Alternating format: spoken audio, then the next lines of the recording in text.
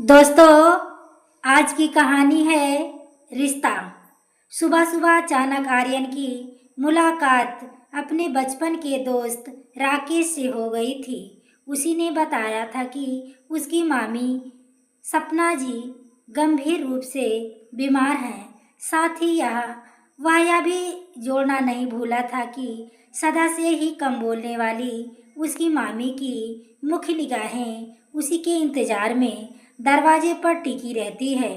तभी से अपने सारे उपालंब भूल उनसे मिलने के लिए बेचैन हो उठा था। कई बार वह मामी के घर के दरवाजे तक जाकर लौट आया था, पर उसकी हिम्मत नहीं हुई घर में दाखिल होने की। रात के 2 बजने वाले थे, पर अभी तक उसकी आंखों से नींद कोसों दूर थी। जिसका जितना ही वह अपनी यादों को झटक कर चैन से सोना चाहता था, उतनी ही फुर्ती से यादों के खंजर उसके दिल में उतरकर रेत में पड़ी मछली की तरह तड़पा रहे थे। उसकी समझ में नहीं आ रहा था कि कैसे क्या करे कि अपने उस अविवेकी भूल को सुधारे, जिसने उसे गहरे विषाद में डालकर उसके के मायने ही बदल दी थी। बार बार उसकी मन यादों के समुद्र में गोते लगाता उसे प्यार और विश्वास का सूत्र तलाश रहा था, जिसके सहारे अब वह तक महफूज रहा। लेकिन वह अच्छी तरह से जानता था कि वह खुद विध्वंस था, इसलिए उसे प्यार के सूत्र को थामना अब उसके लिए आसान नहीं था। आज उसे घर को छोड़े पूरे 1 महीना 2 दिन हो गए थे। एक एक दिन का हिसाब उसने अपने उंगलियों पर जोड़ रखा था। इस दौरान एक दिन भी ऐसा नहीं गुजरा जब उसे अपनी माँ जैसी मामी की याद नहीं आई हो, या घर छोड़कर आने का पछतावा नहीं हुआ हो। हालांकि माँ जैसी कहना भी मामी का अपमान ही था। वह तो उसकी माँ ही थी। जितना कुछ उन्होंने उसके लिए किया, अगर माँ भी जिंदा होती तो शायद ही उसके लिए कर पाती। वह मामी का अतिशय प्रेम ही था, जिसने उसकी जेहन से माँ की तस्वीर थी धुंधली कर दी थी। उसके हर कदम पर ढाल बनकर बचपन से कोई उसके आप विश्वास को वापस लाकर जीना सिखाया। इस मामी को जब उसके मजबूत सहारे और साथ की सबसे ज्यादा जरूरत थी, उन्हें अकेला छोड़ आया था। आज भी आर्यन को याद है जैसे कल की ही बात हो, जब वह मामी के पास आया था। कभी काफी छोटा था, शायद 4 या 5 साल का था। इससे पहले वह एक पूरे संयुक्त परिवार में रहता था, फिर भी उसे मामी और दादी के प्यार के अलावा किसी और का प्यार नसीब नहीं होता था। अपने पापा को तो वह कभी ठीक से जान ही नहीं पाया था। अपने व्यापार में वह इस कदर बिजी रहते थे कि सुबह तड़के घर से निकल जाते, तब अक्सर वह सोया ही रहता। जब देर रात तक लौटते, तब भी वह सोया ही रहता। कभी वे घर पर रहते भी तो खुश होने के बदले वह उनकी उपस्थिति से सहमा और आतंकित रहता।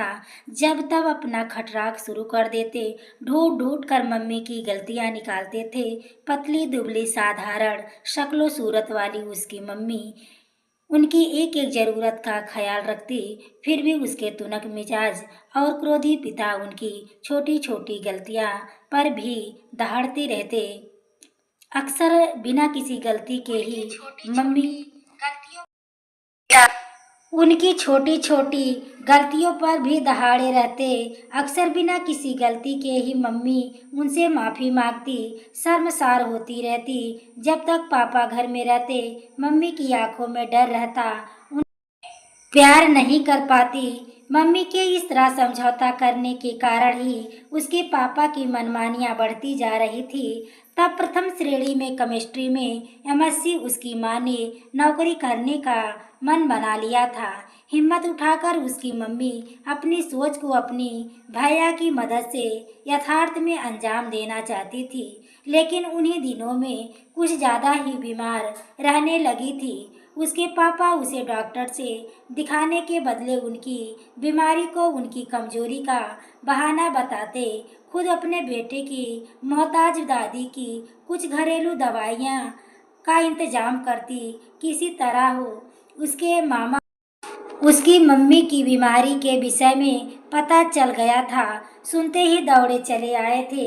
आते ही मामा को उसके पापा की उदासीन रूख और रवैयों को पहचानने में देर नहीं लगी थी। फिर तो बहन को साथ लेकर ही पंजाब लौटे थे। मम्मी के साथ वह भी पंजाब आ गया था, एक नए खुले परिवेश और नए वातावरण में, जो उसके जीवन का एक सुखद अनुभव था। जल्दी वह पंजाब के स्वस्थ और खुले वातावरण में सबके साथ घुल मिल गया। उसके बचपन में पहली बार राहत महसूस की थी। अपने पास लाकर उसके मामा और मामी ने उसकी मम्मी के इलाज में कोई कसर नहीं छोड़ी। कई डॉक्टर बदल गए, फिर भी लीवर और कैंसर जानलेवा साबित हो रहा था।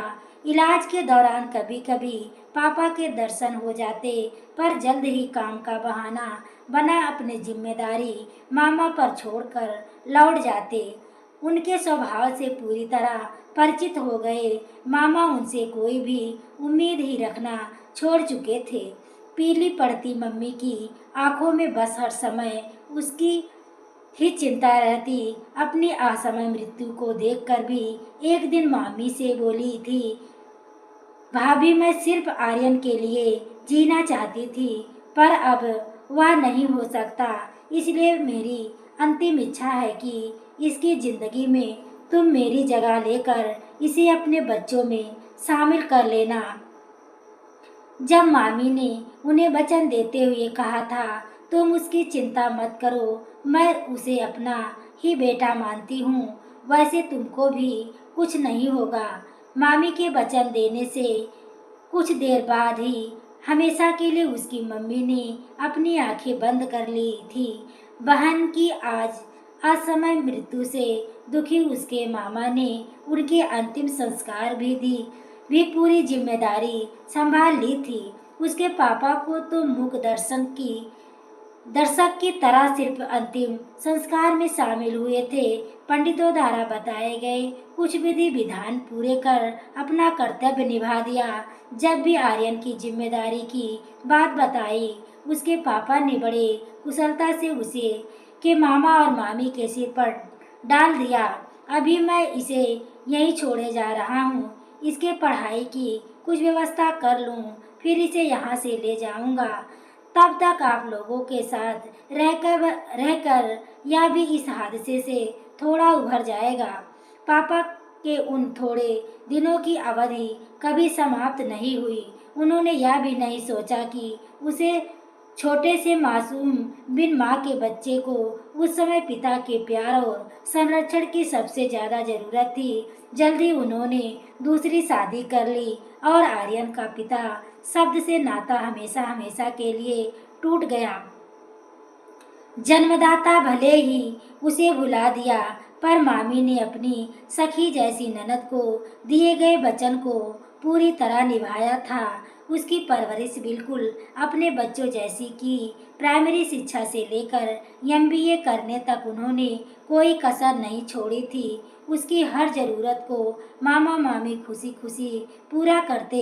धीरे धीरे उस परिवार में वह पूरी तरह घुल मिलकर उस परिवार का हिस्सा बन गया था। कालांतर में शांत और गंभीर आर्यन के साथ मामी को अपनी बेटियों से भी ज्यादा अपनापन हो गया था। मामी अपनी हर छोटी बड़ी बात निसंकोच उसके साथ बात करती थी। उनकी दोनों बेटियां रिद्धि और सिद्धि भी उसे अपने छोटे भाई जैसा ही मान और प्यार देती, उसकी देखभाल करती। आर्यन भी कभी दोनों बहनों को भाई की कमी महसूस नहीं होने देता। कभी कभी आर्यन को अपने पापा का उसे पूरी तरह भुला देना सूल की तरह चुभता था। कभी अपनी दादी का प्यार विकल कर देता, फिर भी वह इसकी चर्चा किसी से भी नहीं करता। समय की रफ्तार भला कौन रोक सकता है। देखते देखते तीनों भी बड़े हो गए। दोनों बहनों की पढ़ाई समाप्त होते ही मामा ने अच्छा घर वह तलाश कर उनका विवाह कर दिया था। जब उसकी पढ़ाई समाप्त हुई, उसका भी कैंपस पे सिलेक्शन हुआ। कई मल्टीनेशनल कंपनियों से नियुक्ति पत्र मिले, किस कंपनी को ज्वाइन करे, इसका फैसला अभी कर ही रहा था कि अचानक उसके मामा का दिल का दौरा पड़ने से मामा की मृत्यु हो गई। इस अचानक हुए हादसे से पूरा परिवार पूरी तरह टूट गया था। हमेशा दूसरों का ख्याल रखने वाली मामी को जिंदगी की इस संध्या बेला में खुद ही किसी के प्यार और संभालने की जरूरत हो गई थी। दोनों बेटियों की अपने अपने घर परिवार की जिम्मेदारियां थी, जिन्हें छोड़कर मामी के पास रहना उनके लिए संभव नहीं था। सबसे बड़ी समस्या थी मामा जी के प्यार को संभालने की। घर के दामाद चाहते थे दोनों व्यापार को आपस में मिल बांट कर चलाए, पर मामी को यह फैसला करते मंजूर नहीं था। मामी की इच्छा का आभास होते ही आर्यन ने फैसला लिया कि अपने नौकरी करने की इच्छा को तिलांजलि दे, अपनी मामी का साथ देगा, बेटा होने का फर्ज निभाएगा। दुर्भाग्य से उसे कठिन समय में आर्यन के इस फैसले ने उसकी मामी को अपने टूटे बिखरे अस्तित्व को संभाल कर विपरीत परिस्थिति का सामना करने का साहस दिया। आर्यन का सहारा पाकर उन्होंने तुरंत फैसला लिया, मैं अपना सारा कारोबार आर्यन के साथ मिलकर खुद संभालूंगी। मानसिक रूप से मामी के थोड़ा संभलते ही कारोबार की सारी जिम्मेदारी आर्यन ने अपने कंधे पर उठा ली और मामी से सलाह लेकर व्यापार को भी सब कुछ संभालने लगा। उसकी एकाग्रता, मेहनत और लगन के कुछ ही दिनों में मामी के व्यापार को बुलंदियों पर पहुंचा दिया था। जल्द ही उसकी सफलता की चर्चा उसके रिश्तेदारों के माध्यम से होते हुए उसके पिता तक भी पहुंचने लगी। वर्षों से अपने बेटे की कोई खोज खबर नहीं लेने वाले पिता को अचानक अपने कुल दीपक की याद आ गई थी। जल्द ही पहुंच गए थे, कुछ उपहार के पैकेट भेजे, अपने बेटे को अपना नाम और पहचान दिए, लेकिन उनके इस बिन मौसम बरसात का आर्यन पर कोई असर नहीं हुआ। उनकी स्वार्थी सोच, अयासियों के कारण उसने और उसकी माँ ने जो वेदना सही थी अभी ठंडी नहीं हुई थी। वैसे तो उनकी अचानक आए प्रेम में छुपे लालच से वह अनजान नहीं था, क्योंकि वह भी व्यापार की हर खबर से वाकिफ था। अपने किताब के उस पन्ने में कोई भारी नुकसान की पूर्ति नहीं कर पाने के कारण वर्षों पहले त्यागा अपना बेटा उसे याद आ रहा था। उसने साफ साफ अपने पिता को समझा दिया था कि जिस बाप ने कभी उसे मझधार में के थपेड़े में खाने की छोड़ दिया था और कभी मुड़कर भी उसकी कोई खोज खबर नहीं ली, उस पिता से उसका अब कोई संबंध नहीं है। जिसने उसे अपनाया, बेटे का मान सम्मान अधिकार दिया, अब उसका संबंध भी सिर्फ वही लोगों तक था। उसने अपने पिता से इस बेदर्दी से अपने सारे संबंध तोड़कर उन्हें अपनी जिंदगी से बेदखल कर दिया, जैसे कभी उन्होंने किया था। हमेशा से अपने बेटे की प्रति गैर जिम्मेदार रहे उसके पिता उसे बेटे की जिम्मेदारियां समझाते गुस्से से पैर पटक कर वहां से चले गए। इस घटना से वर्षों से पिता के लिए उसके मन को जैसे ठंडक पहुंची। वह नए आत्मविश्वास से अपने काम में जुट गया था। उन दिनों गर्मी की छुट्टियां चल रही थी। उसके दोनों बहनें अपने बच्चों के साथ आई हुई थी। जिस घर में नित्य सैर सपाटे के प्रोग्राम बनते रहते, एक दिन करीब आधी रात को उसकी नींद पूरी तो वह पानी पीने के लिए अपने कमरे से बाहर निकला। छत की तरफ से आई हल्की आवाज़ सुन वह भी छत पर जाने के लिए सीढ़ियों की तरफ मुड़ गया। दोनों दीदी और जीजा जी बैठे बातें कर रहे थे। वह भी उनकी बातों में शामिल होने के लिए बढ़ा। तभी बड़े जीजा जी की बातें सुन उसके कदम अंधेरे में ही ठिठक कर रुक गए। आर्यन के प्रति तुम्हारी माँ का झुकाव देखकर मुझे कभी कभी लगता है कि भावना में आकर कहीं उसे अपने जायदादियों का तीसरा हिस्सा ना बना डाले। मम्मी का दिल जरूर बड़ा है, पर इतना बड़ा भी नहीं कि अपनी बेटियों का हक किसी और को दे दे। रिद्धि दीदी की आवाज़ आई। मम्मी पापा ने सिर्फ उसकी परवरिश की है, उसे गोद नहीं लिया था, इसलिए वह चाहे भी तो कानूनन उसका हक नहीं बनता। बेईमानी कर ले तो अलग बात है। सिद्धि दीदी के बोलते ही छोटे जीजा जी बीच में बोल पड़े। आदमी का कौन ठिकाना, अच्छे अच्छों के नियत संपत्ति देखकर डोल जाती है। आर्यन तो वैसे भी बचपन से एक एक पैसे के लिए इस परिवार पर आश्रित रहा। इसकी नियत ढूंढने से ज्यादा वक्त नहीं लगेगा। जीजा जी तो खैर दूसरे घर के थे, पर सिद्धि दीदी की आवाज ने तो उसके कानों में जैसे शीशा उड़ेल दिया। इससे अधिक वह सुन नहीं पाया। एक झटके में उन लोगों ने उसे इस परिवार के लिए पराया साबित कर दिया। उनके पास अपने कमरे में आकर निढाल होकर बिस्तर पर पड़ा था। अब तक किले की भांति संरक्षण देने वाले घर में जैसे भेद कर बेगाना बना दिया था। अचानक वह अपने को काफी थका हुआ और बेबस महसूस करने लगा। अपने ही विचार पर उसे रोना आ रहा था। जल्दी उसकी बेबसी गुस्से के रूप में फूट पड़ी थी। मामा मामी के उत्तर के सा कथा उसके दिल में उनके लिए ईश्वर से भी बढ़कर श्रद्धा और निष्ठा थी। दोनों बहनों को भी निस्वार्थ दिल की गहराइयों से प्यार करता था। मामी को उसे सैलरी देती थी, उसके अलावा कभी उनके धन संपत्ति के विचार में सोचता भी नहीं था। जरूरत पड़ने पर उन लोगों के लिए वह अपनी जान भी दे सकता था। फिर भी उन लोगों ने उस पर इतना घटिया और बेबुनियाद इल्जाम लगा दिया, जिसे सुनकर उसका सर्वांग लहर उठा था। वह तो अब तक के जो उन सभी के प्यार को वह अमृत समझकर तृप्त हो रहा था, वह निराश मात्र था, एक छलावा था। लेकिन वह महादेव नहीं था जो जिंदगी में मिले इस जहर को पचा लेता। बातों का जहर सर पर चढ़ने लगा था। उसने तत्काल फैसला किया, सारे बंधन और मोहमाया को त्याग कर घर को छोड़कर चला जाएगा। दूसरे दिन ही वह बिना किसी को कुछ बताए घर छोड़कर चला गया था। सिर्फ 2 लाइन लिखकर छोड़ना था, मैं हमेशा के लिए घर छोड़कर जा रहा हूँ। कोई मुझे खोजने की व्यर्थ कोशिश ना करे। जिंदगी की सारी तपन को भूलवा नए सिरे से अपनी जिंदगी शुरू करना पड़ता था। लेकिन पीछे भी छोड़ आए अपने उसे बेगाने परिवार के लिए अक्सर उसका विकल्प हो। कुछ दिनों ही धड़कने के बाद मन थोड़ा शांत होगा तो ठंडे दिमाग से सोचने पर उसे भयंकर अपराध बोध सा एहसास होने लगा।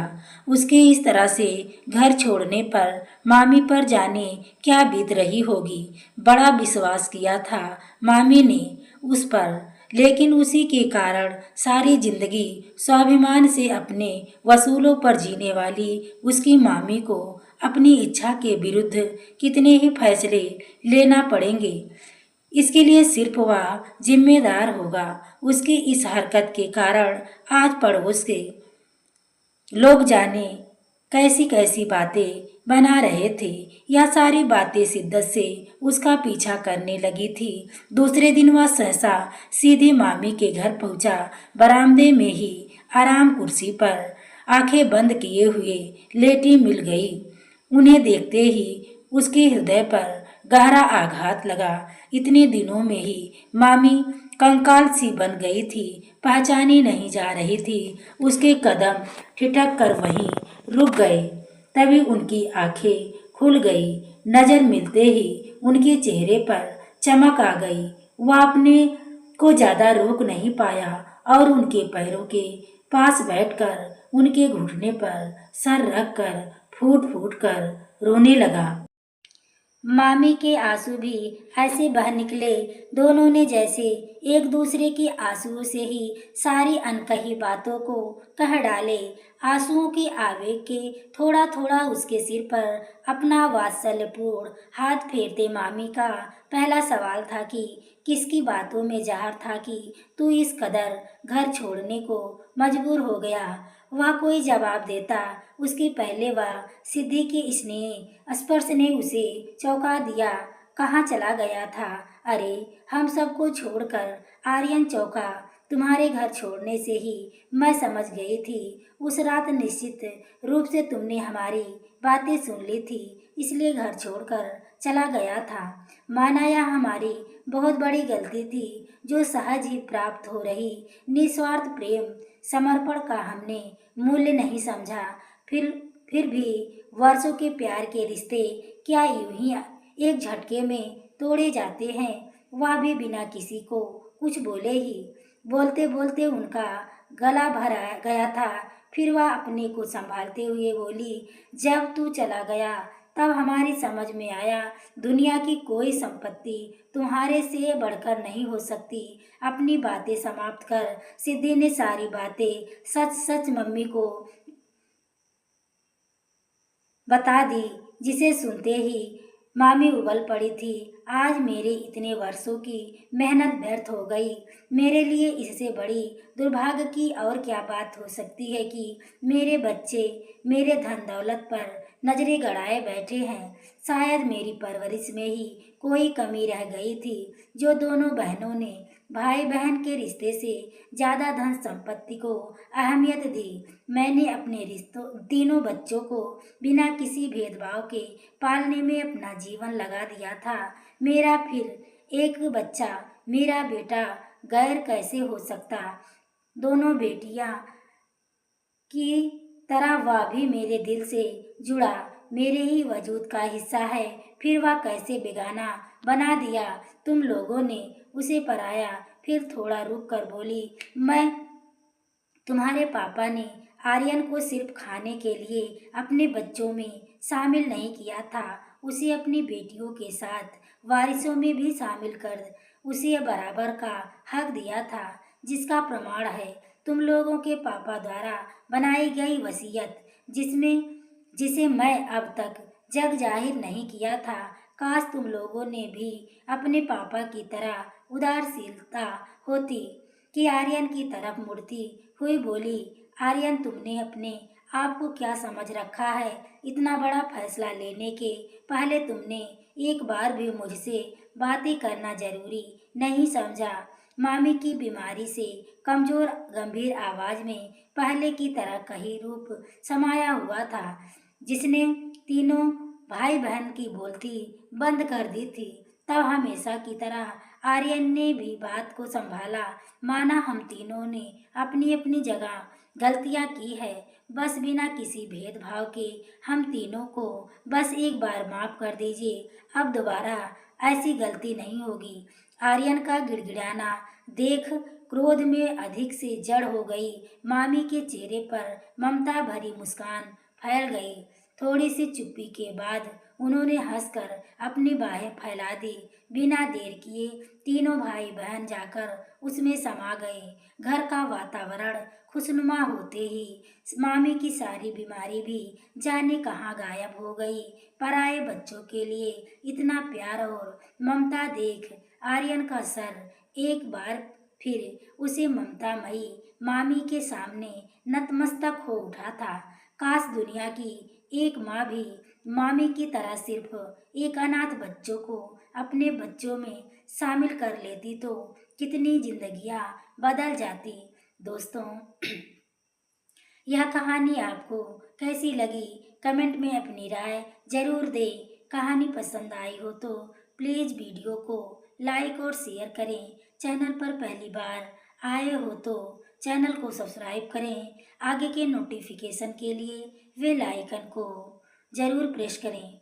पूरी वीडियो देखने के लिए आपको तहे दिल से धन्यवाद।